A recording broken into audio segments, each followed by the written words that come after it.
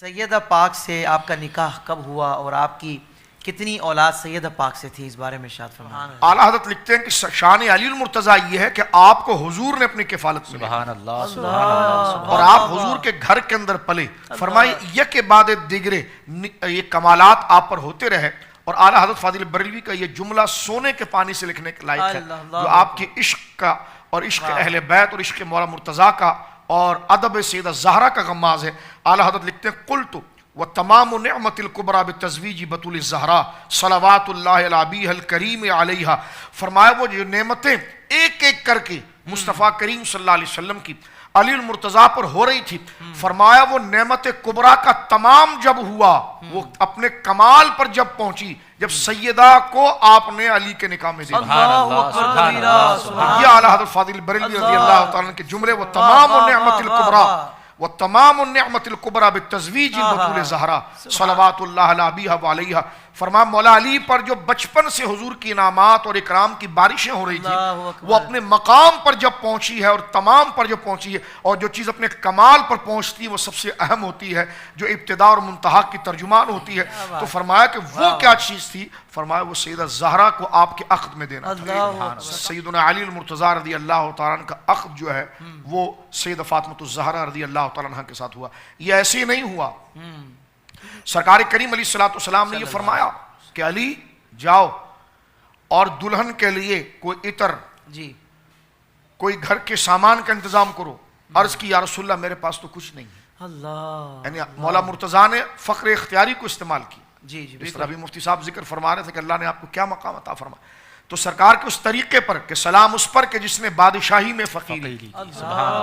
آج آپ ناد علی پڑھ رہے تھے، ناد علی اگر عشق میں پڑھا جائے، میں ایمان سے کہتا ہوں کہ مٹی پر پڑھیں تو سونا ہو جائے۔ تو جن کا نام مبارک مٹی کو سونا کر دے، ان کے پاس کیا چیز کی کمی ہے؟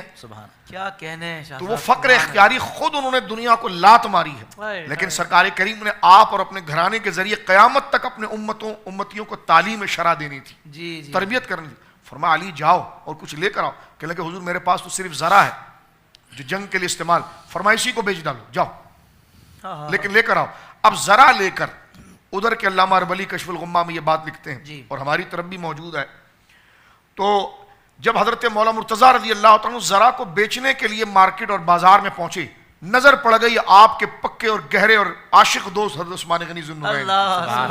عثمان واقعی میں غنی ہے، عثمان واقعی میں غنی ہے، اور عثمان کتنے رقیق ہے وہ حضرت امام حسن کے حوالے سے ہم نے ذکر کیا۔ دوڑتے ہوئے پہنچے، فرمایا علی یہ کیا کر رہے ہو، بیچنے آئے ہو؟ اب جو مول لگا ہے سمجھ لیجئے کہ وہ ذرا بک رہی ہے 400 روپے میں، صحیح جو اس کی مول ہے۔ حضرت عثمان نے کہا یہ مجھے 4000 میں دے دو۔ اللہ اکبر۔ آپ دیکھیے، یہ میں سمجھانے کے لیے ایک فگر بتا رہا ہوں، یعنی اتنا اونچا۔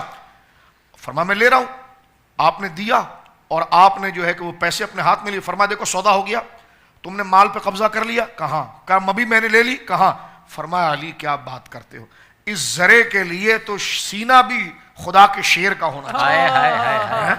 فرمایا ذرا سجدہ بھی اگر کسی کے سینے پر ہے تو یہ علی ہے۔ غور کرو عثمان کی عظمت پر۔ ابھی آپ نے فاروق اعظم اور علی کا عشق دیکھا ہے، ابھی یہاں پر عثمان غنی اور علی کا عشق دیکھیں، اور قرآن کی آیت بالکل صادق آ جاتی ہے، رحماء بینہم، سبحان اللہ، یہ آپس میں بڑے رحیم ہیں۔ اب جب لے کر سارا سامان لے کر گھر پہنچے تو سرکار نے فرمایا علی تم تو ذرا بیچنے گئے تھے، ذرا بھی تمہارے پاس ہے، جی سامان بھی اٹھا کر لے آئے، یہ کیا ہے؟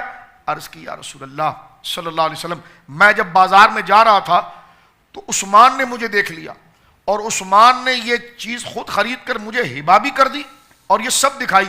تو اس وقت جناب سید عالم صلی اللہ علیہ وسلم کھڑے ہوئے، حضرت عثمان کو دعاؤں سے نوازنوں میں ایک ذریعہ یہ بھی ہے، اور آپ نے ہاتھ اٹھا کر عثمان کے لیے دعا کی اور یہ جملے فرمائے، یا اللہ میں عثمان سے راضی ہو گیا، تو بھی عثمان سے راضی ہو۔ سبحان اللہ۔ یہ ہے ان کی یاریاں۔ یہ کیسا ہو سکتا ہے کہ شادی ہو رہی ہے علی کی، بھائی قوالیاں تو کرتے ہو نا کہ نبی کی بیٹی کی شادی اور علی کی شادی، تو میں نے کہا باراتیوں کا ذکر کیوں نہیں کرتے؟ کہ علی اتنا تنہا تھا کہ مدینے میں کوئی بارات ہی نہیں تھی، اور نکاح بغیر گواہوں کے ہوتا ہے؟ وہ حضرت بتائیے، مفتی صاحب قبلہ تشریف، نکاح بغیر گواہوں کے ہوتا ہے؟ نہیں۔ تو ان سے پوچھو نا گواہ کون تھا؟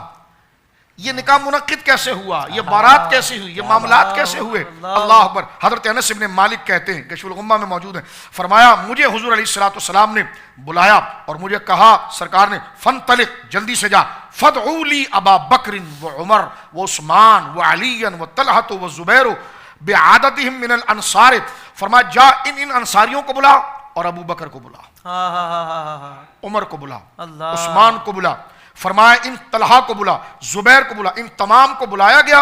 حضور نے اس مجمع کے اندر ان کو گواہ بنایا اور فرمایا میرے رب کا حکم تھا کہ میں اپنی لخت جگر اور میری اولاد میں سب سے افضل میری بیٹی خیر النساء سیدہ فاطمہ کا نکاح، یہ رب کا حکم تھا کہ ان کا نکاح علی کے ساتھ کر دیا جائے۔ تو یہ پوری بارات اس میں تیار ہوئی اور حضرت سیدہ زہرا پاک کا عقد پاک حضرت مولا مرتضیٰ رضی اللہ تعالی عنہ کے ساتھ ہوا۔ آپ سے، آپ کے صدف اقدس سے 5 اولاد ہوئی ہیں۔ حضرت امام حسن، سیدہ زہرا سے آپ کی اولاد امجاد امام حسن، حضرت سیدنا امام حسین، حضرت سیدنا محسن، حضرت سیدنا ام کلثوم اور حضرت زینب، یہ 5 اولاد ہوئی ہیں۔